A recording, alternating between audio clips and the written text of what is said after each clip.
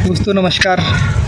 आज 26 जुलाई 2020 को हम भारतीय सेना के शौर्य की गाथा कारगिल विजय दिवस के रूप में मना रहे हैं। आज से 21 साल पहले भारतीय सेना ने कारगिल की दुर्गम पहाड़ियों में वो करके दिखाया था जिसकी कल्पना हर हिंदुस्तानी करता है। हर हिंदुस्तानी के सीने में जो जज्बा है, जो पाकिस्तानी सेना ने मई 1999 में जो कारगिल के पहाड़ियों पर कब्जा कर लिया था दोस्तों, उसके रिलेटेड आज ये बेसिकली क्यों हुआ, कैसे भारतीय सेना ने पाकिस्तानियों को यहाँ से खदेड़ भगाया और अपनी मातृभूमि की रक्षा करी, इसी के बारे में हम कुछ आज डिस्कस करेंगे। बेसिकली क्यों हुआ था और ये कैसे रहा है और कौन कौन पाकिस्तानी अधिकारी या पाकिस्तानी नेता लोगों का दृष्टिकोण था कि इस युद्ध को करने में जो जिम्मेवार रहे, उस पर थोड़ी सी आज चर्चा करेंगे।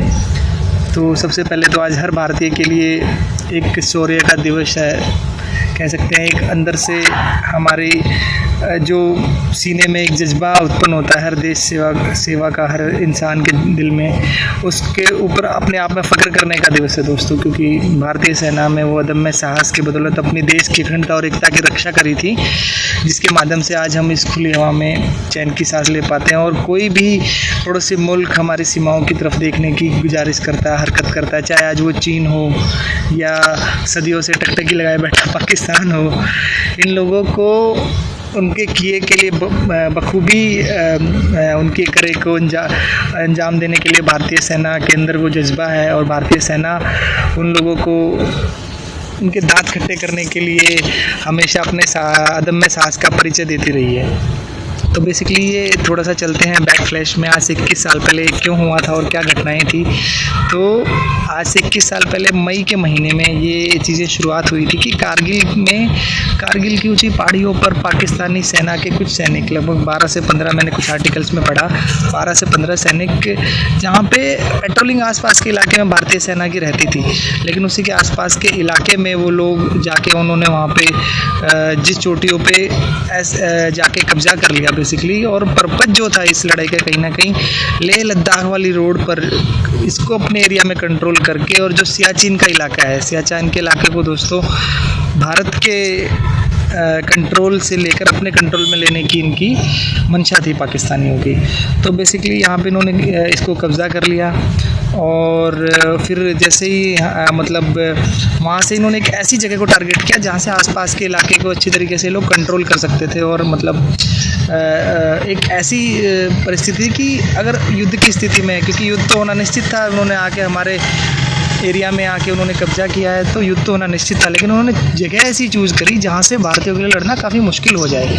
और रियली भारतीयों को ये लड़ाई, पहले की लड़ाइयाँ चाहे 62 की लड़ाई रही हो, 71 की लड़ाई, उनसे अलग मायने में डिफ़िकल्ट थी, क्योंकि बाकी लड़ाइयाँ कहीं रेगिस्तान में या कैसे लड़ी, ये एक दुर्गम पहाड़ियों में लड़ी गई थी, जिसमें कि मतलब बहुत ही डिफ़िकल्टीज़ रही थी। और स्टार्टिंग के कुछ हफ्तों में तो भारतीय सेना को काफ़ी स्ट्रगल करना पड़ा था, लेकिन बाद में धीरे धीरे जैसे मोमेंटम बनता गया तो भारतीयों ने पाकिस्तानियों को दांत खट्टे करने में कोई कसर नहीं छोड़ी थी। तो भी हुआ ये था कि जैसे कि वहाँ पे ये लोग कब्जा कर लिए। तो स्टार्टिंग में क्या हुआ कि स्टार्टिंग में तो जो सेना के अधिकारी थे हमारे भारतीय सेना के, उनको लगा कि ठीक है, मतलब ये अपने लेवल पे लोग कंट्रोल कर लेंगे इस चीज़ को, एक तरीके की घुसपैठ मानते हुए। तो स्टार्टिंग में तो भारतीय सेना के उच्च अधिकारियों ने जो भारतीय सरकार को भी इस बारे में इंटीमेशन नहीं था, कि उनको लगा कि इसकी राजनीतिक नेतृत्व में इस मैटर को भी ले जाने की ज़रूरत नहीं है, इसको अपने लेवल पर ये संभाल लेंगे, मतलब ये अंडरस्टैंडिंग थी भारतीय सेना की। तो भारतीय सेना के अधिकारी स्टार्टिंग के वीक्स में कुछ दिनों के लिए उस चीज़ को उसको करते रहे। तो एक और इसके रिलेटेड एक आर्टिकल मैंने पढ़ा जिसमें कि देखा कि जो उस समय के भारतीय मंत्री थे जसवंत सिंह जी, बीजेपी की सरकार थी, माननीय अटल बिहारी वाजपेयी जी हमारे प्रधानमंत्री होते थे उस समय। तो उनके बेटे मानवेंद्र सिंह इंडियन एक्सप्रेस में उस समय रक्षा मामलों के लिए रिपोर्टर के तौर पे काम करते थे। तो उनके किसी फ्रेंड ने उनको बोला कि मानवेंद्र जी मैं आपसे मिलना चाहता हूँ। तो उनसे मिलने के बाद उन्होंने उसको बताया मानवेंद्र जी को कि एक भारतीय सीमा में कुछ गड़बड़ चल रही है, क्योंकि पूरी की पूरी इंडियन पलटन को वहाँ पे कुछ हेलीकॉप्टर के माध्यम से भेजा गया, क्योंकि भारतीय सेना के अधिकारी तो अपनी एक्टिवनेस में लग गए थे उसके लिए। तो वहाँ पे उसने मानवेंद्र को बताया उनके फ्रेंड ने कि कुछ घुसपैठ का अंदेशा, कहीं ऐसा कुछ पाकिस्तानी सेना के अधिकारी या उसमें कुछ घुसपैठ तो करके नहीं बैठे हुए हैं। तो फिर उसके बाद हुआ क्या कि ये चीज़ जसवंत सिंह जी के माध्यम से फिर पता लगती है जॉर्ज फर्नांडिस जी को। नमस्कार सर, बढ़िया बढ़िया सर, बढ़िया। तो मेरे फ्रेंड थे एक्चुअली, तो जसवंत सिंह जी के माध्यम से जॉर्ज फर्नांडिस जी को पता लगती है, जो कि अगले दिन उस समय रक्षा मंत्री थे भारत के। तो उनको जाना था उस समय रूस, तो उन्होंने अपना दौरा कैंसिल किया जॉर्ज फर्नांडिस जी ने, और उस घुसपैठ के बारे में इस तरीके से पहली बार भारतीय सरकार को पता लगा। तो बेसिकली मकसद जो था वो मैंने बताया कि मकसद यही था कि कहीं ना कहीं भारत की उधर सियाचिन ग्लेशियर की लाइफ लाइन में कंट्रोल कर लिया जाए, और वहाँ की पहाड़ियों से जो जाने वाला रास्ता है उस पर अगर कंट्रोल कर लेंगे तो वहाँ की आवाजाही को अगर पाकिस्तान कंट्रोल कर लेगा तो भारतीय सेना के सैनिकों को वहाँ पर रसद नहीं पहुँच पाएगी, तो मजबूरीवश भारत को सियाचिन छोड़ना पड़ेगा।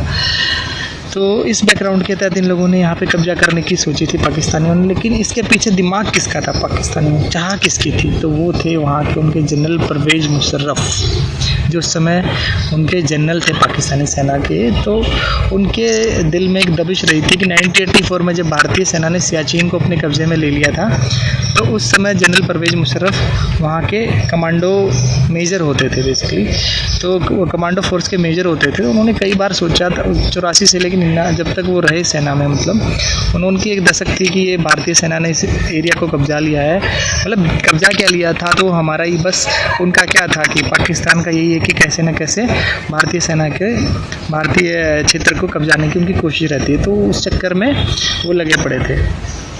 तो वहाँ पे यही चीज़ जैसा कि भारत के बारे में सुना, ऐसा ही पाकिस्तानी न्यूज़ से मुझे रिपोर्टिंग जो भी मैंने देखा उससे मुझे समझ में आया कि पाकिस्तान के प्रधानमंत्री ने भी इनिशियल तौर पर बोला कि उस चीज़ की जानकारी उन्हें भी नहीं थी। तो होता क्या है कि जैसे ये चीज़ हमारे माननीय प्रधानमंत्री अटल बिहारी वाजपेयी जी की नोटिस में आती है, तो वाजपेयी जी नवाज शरीफ जी को फ़ोन पर बात करते हैं और बोलते हैं कि भैया आप लोग उन्हें बहुत बुरा सलूक कर रहे हैं हमारे साथ। बेसिकली एक तरफ तो आप लाहौर में मैं जब आता हूँ तो मेरे से आप गले मिलते हो, और दूसरी तरफ आपके सैनिकों को आप हमारे पहाड़ियों में, कारगिल की पहाड़ियों में कब्जा करने के लिए भेज रहे हैं। तो नवाज शरीफ ने कहा कि वाजपेयी जी बिल्कुल भी मैं इस बात की मुझे जानकारी नहीं है, मैं परवेज मुशर्रफ जी को फ़ोन मिलाता हूँ और उनसे बात करने के बाद मैं आपको बिल्कुल अपडेट करता हूँ कि क्या कहानी है। तभी वाजपेयी जी ने बीच में टोकते हुए उनको बोला कि एक मिनट ठहरिए नवाज जी, मेरे बाजू में एक साहब बैठे हैं, आप इनसे फ़ोन पे बात कीजिए। तो टेलीफ़ोन देते हैं नवाज शरीफ जी, हमारे वाजपेयी जी फ़ोन देते हैं। इधर जो सज्जन बैठे होते हैं उनका नाम होता है हमारे वेटरन एक्टर, महान एक्टर दिलीप कुमार जी। बेसिकली दिलीप कुमार जी उनको कहते हैं नवाज शरीफ को, मियाँ साहब आपसे इस चीज़ की उम्मीद नहीं थी। एक तरफ तो आप भारत पाकिस्तान के अमन की बात करते हो और दूसरी तरफ इस तरीके का सलूक करते हो कि जिसमें कि मतलब एक दोनों देशों के बीच में खटास आए। तो बेसिकली उनकी बात को भी मतलब उस समय जो नवाज शरीफ जी बोलते हैं नहीं सर, मैं इस बार पूरे घटनाक्रम के बारे में जानकारी लेता हूँ और आप लोग को अपडेट करता हूँ। तो उस समय ये नवाज शरीफ के वर्ड थे जब वाजपेयी जी ने और दिलीप कुमार साहब ने उनसे बात करी थी। तो उसके बाद होता क्या है कि लेकिन यहाँ तक एक और मज़ेदार बात ये रही दोस्तों, हमारी रॉ एजेंसी जो खुफिया एजेंसी रॉ को भी स्टार्टिंग में इस चीज़ का नहीं पता लग पाया कुछ दिनों तक, क्योंकि जब एकदम से लोग आके घुस गए तब सेना को पता लगा। तो काफ़ी देर बाद भारतीय सेना को, मतलब भारतीय सेना के बाहर मतलब बोलूँगा रॉ एजेंसी या भारतीय अधिकारी, उनको पता, भारतीय हमारे नेतागण या सरकार, उसको काफ़ी देर बाद पता लगा। तो लेकिन स्टार्टिंग में इसी वजह से हम लोग बैकफुट पे रहे। स्टार्टिंग के कुछ वीक्स में, मई के कुछ वीक्स में ये सेना हावी रही पाकिस्तान की, क्योंकि वो ना एक ऐसी लोकेशन में बैठे थे कि जहाँ से मतलब ये मान के चलिए कि लगभग 100 किलोमीटर के एरिया में ये लड़ाई लड़ी जा रही थी एक पाकिस्तानी से लड़ने के लिए। ऑन एन एवरेज जिस लोकेशन से वो 27 भारतीय सैनिकों को कंट्रोल कर सकते थे, तो एक के मुकाबले हमारे 27 लोगों को लड़ना पड़ रहा था। इस तरीके की उन्होंने बहुत सटीक प्लानिंग करी हुई थी, क्योंकि इतनी ऊंचाई पर होने के बावजूद वहाँ पे ऊपर चढ़ना और उन लोगों को वहाँ से खदेड़ना अपने आप में मतलब एक बहुत टेढ़ा काम था। लेकिन अल्टीमेटली भारतीय सेना ने अपने अदम्य साहस का परिचय दिया। और तोलोलिंग करके एक जगह है दोस्तों, तोलोलिंग की लड़ाई 4-5 दिन तक चली और बहुत नज़दीकी से लड़े वहाँ पे। तोलोलिंग कारगिल के बाजू इलाका है, तो वहाँ से भारतीय सेना ने जब वहाँ से उनको खदेड़ा तो इंडियन सेना को जो मोमेंटम मिलना शुरू हुआ वो जुलाई के आखिरी तक चलता रहा और बिल्कुल कारगिल पर फिर झंडा फहरा कर ही भारतीय सेना ने दम लिया। तो उसके बाद उन्होंने खदेड़ना शुरू किया और जैसे जैसे फिर बैकफुट पर पाकिस्तान जाने लगा तो नवाज शरीफ जी को भी चिंता सताने लगी कि अभी कैसे युद्ध विराम लिया जाए। तो उन्होंने शरण ली अमेरिका के राष्ट्रपति बिल क्लिंटन के लिए। तो वो उन्होंने बोला कि सर आपसे मिलना है बिल क्लिंटन साहब को। अमेरिका का स्वतंत्रता दिवस मनाया जाता है 4 जुलाई को, तो बहुत ही रिक्वेस्ट करके नवाज शरीफ ने उनसे मिलना चाहा और बहुत ही अप्रिय परिस्थितियाँ चल रही थी उस समय। तो जैसे भी करके चलो क्लिंटन साहब ने उनको टाइम दिया और मिलने के लिए बुलाया। तो उस मीटिंग में जो क्लिंटन के दक्षिण एशियाई मामलों के सलाहकार थे ब्रूस राइडल जी, उन्होंने अपने एक पेपर अमेरिकी डिप्लोमेसी एंड 99 के कारगिल समिट में लिखा हुआ है कि एक ऐसा टाइम आया कि मतलब नवाज शरीफ जी चाह रहे थे कि क्लिंटन साहब से अकेले में मिलना चाह रहे थे। तो क्लिंटन जी ने कहा कि it is not possible to meet with you in alone, क्योंकि जो मिस्टर ब्रूस है यहाँ पे वो नोट्स लिख रहे हैं हमारे डिस्कशंस के, और मैं आज ये चाहता हूँ कि जो भी हमारे बीच में बातचीत हो वो दस्तावेज में रिकॉर्ड के तौर पर रहे। इतनी बात सुनने के बाद नवाज शरीफ जी का चेहरा उतर गया और क्लिंटन ने कहा कि मैंने आपसे पहले ही कहा था कि आप या तो बिना शर्त अपने सैनिक अगर हटाना चाहते हो तो ही यहाँ पे आए, अगर नहीं हटाओगे तो नहीं आए। तो बेसिकली कहीं ना कहीं नवाज शरीफ ने उनसे मिले तब तक ये तो हो गया था कि पाकिस्तानी सेना को पीछे हटना पड़ेगा।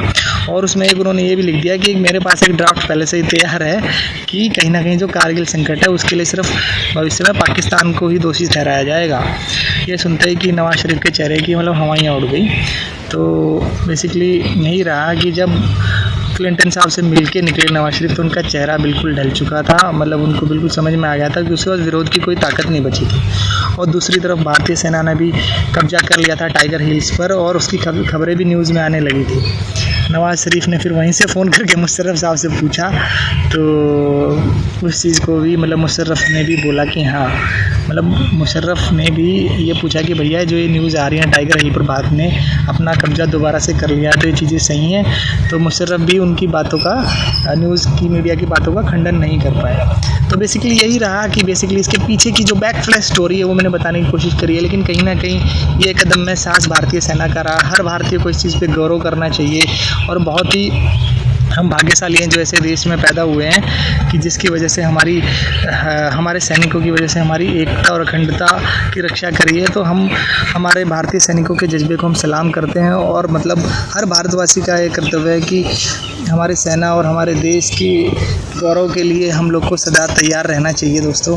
तो कुल मिला के आज ये 26 जुलाई के अवसर पर ये न्यूज़ में मैंने देखा आज ऐसा है, तो मेरे को थोड़ा सा इस बारे में डिटेल मैंने समझी और शेयर करना चाहता कि हर भारतीय को ये पता लग सके कि भारतीय सेना के जज्बे ने किस तरीके से पाकिस्तान को खदेड़ा कि पाकिस्तान की फिर से कभी दोबारा ये छोटी मोटी हरकतें तो करता रहेगा कहीं ना कहीं चीन के उसमें आके, लेकिन भारतीय सेना एक वो दम साहस का परिचय देती है जिसके लिए वो अपने देश की अखंडता एकता की हर सीमा पर, इतनी हज़ारों किलोमीटर की सीमा चीन के साथ है, पाकिस्तान के साथ है, इतनी सारी हमारी समुद्र के साथ पूरे देश की सीमा लगती है। तो भारतीय सेना ने सदैव हम लोगों को खुले अमन चैन में सांस लेने का मौका दिया है।